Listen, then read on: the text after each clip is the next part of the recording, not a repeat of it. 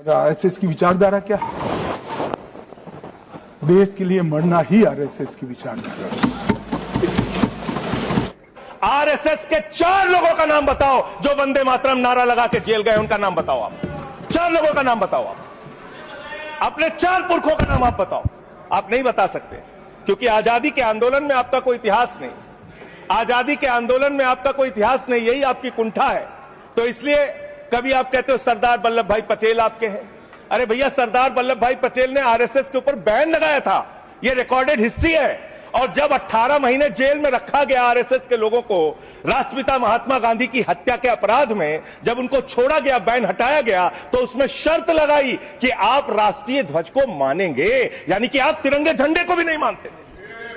आपने 52 साल तक हिंदुस्तान का तिरंगा झंडा आरएसएस के मुख्यालय पे नहीं फहराया सर, नहीं फहराया। और 3 लोगों ने आरएसएस के मुख्यालय पर जब यह झंडा फहराया, उन तीनों के नाम मैं पढ़ रहा हूं, विजय, उन्मत, दिलीप, इन तीनों लोगों के खिलाफ आरएसएस ने एफआईआर दर्ज कराई। किस अपराध में? कि हमारे दफ्तर में तिरंगा क्यों फहरा दिया। और कितने साल तक मुकदमा लड़े? 13 साल तक मुकदमा लड़े। यह है आपकी असलियत।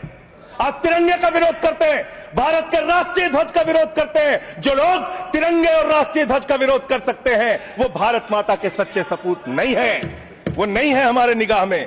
और मैं आपको बताता हूं sir,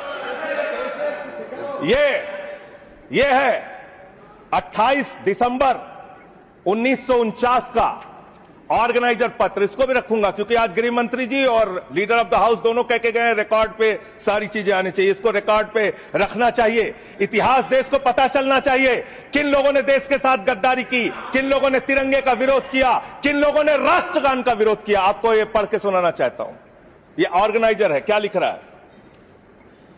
What is the moral sanction behind government's choice of Jan Gana Man, except that it can be made an item of entertainment? आप राष्ट्रगान का विरोध कर रहे हैं, आप भारत के राष्ट्रगान का विरोध कर रहे हैं। आपके मुख्य पत्र में भारत के राष्ट्रगान का विरोध लिखा गया है। इसके लिए भारत के प्रधानमंत्री को और पूरी की पूरी भारतीय जनता पार्टी को, जो अपने आप को आरएसएस को अपना आदर्श मानती है, पूरे देश से माफी मांगनी चाहिए। ये रिकॉर्ड पे लाऊंगा सर, इसको रख लीजिएगा, ये रिकॉर्ड पे रखा जाए। मान्यवर, फिर से बोल दे रहा हूं, 28